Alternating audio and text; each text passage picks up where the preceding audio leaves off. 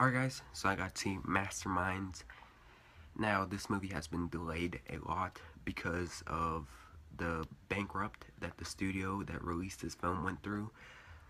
I remember last year when I watched Ted 2, they played the trailer for this and I thought it looked okay. I thought it could have been a good movie. And I was excited for it, but it never came out till just about, it's been, a year. Exactly a year that it was supposed to come out and just barely came out. Masterminds starts Zach Galifianakis and just about all the Ghostbusters cast except Melissa McCarthy, and this Owen Wilson and Jason Sudeikis are also in this film.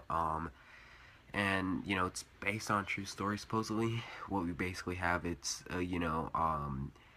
Zach's character is basically, Kristen Wiig's character is a love interest to Zach's character, and then she quits, and then they go on somehow on a bank heist to accomplish one of America's biggest bank robberies in history. In fact, I'm pretty sure this is America's biggest robbery with $16,000, I believe the film said. And it's basically, heist movie where we have Zach that robs all the money from the bank.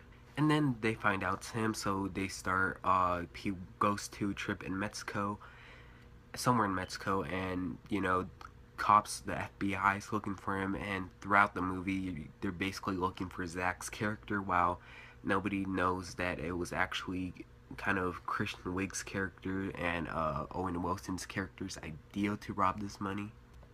Leslie Jones is basically the CIA or FBI that's behind this investigation, and that's how I basically can describe Masterminds without, spoiling anything. But you know what? This movie is shit. Look, all the comedy in this movie, it doesn't seem something that could have happened in real life. I mean, I believe the bank robbery part, but I just don't believe the comedy part of this film. So I believe that just like Mike and Dave need wedding dates, they basically added all the comedy to the film to actually get an audience to this film. But sadly, I don't think that the comedy was used correctly. It was lazy comedy. It's comedy that I have seen 1,000 times done in Adam Sandler comedies. And yes, that includes a fart joke in this movie. And I just seen these jokes been done before, and if not better in other movies.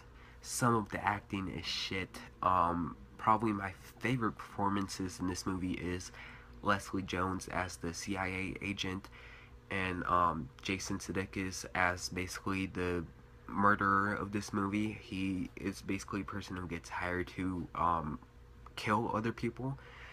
Because I thought that both those characters were probably my favorite characters, and I'm kind of surprised that none of the main characters were my favorite characters at all. In fact, I found them very two-dimensional and very flat and boring.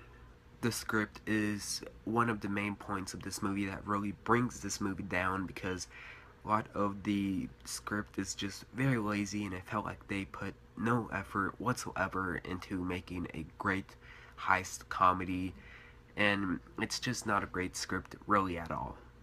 Of course, like almost every comedy that is coming out to date, we have some action, and the action, it could be fun. I won't lie for that.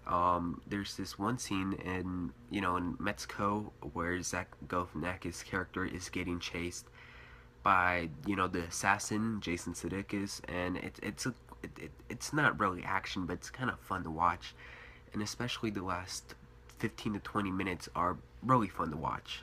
And with Owen Wilson, I like Owen Wilson, but in this movie he was just such an asshole, and you don't really like him in this movie.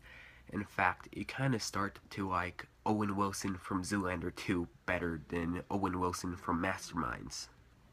And, having the whole, Kristen Wiig, I thought she was kind of bad in this movie. I didn't really like her character. Leslie Jones, I liked her. And what's her name? Kate McKinnon. Wow, she did a horrible performance in this movie.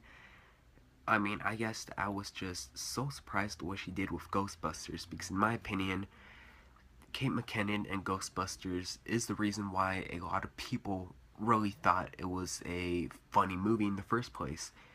And just seeing her in this movie, it just kind of saddens me and just makes me think, why did she sign up for this movie? So once again, we had just about every Ghostbusters member except Melissa McCarthy, and one of the three Ghostbusters members, which is Leslie Jones, really helped this movie from being brought down to hell. I guess adding comedy to true stories doesn't really help your movie at all. Let's rephrase things I did like Leslie Jones, um, Jason Sudeikis in the last 15 to 20 minutes. But other than that, this movie is shit. For that, I'm gonna give this movie my third lowest rating, which is out of your mind forgettable. I can and I would give it a lower grade, but again, Jason Sudeikis, he's the most likable character in this movie. My favorite character in the movie, hands down. Other than that, I wasn't not even walking into this movie after Deepwater Horizon was worth it.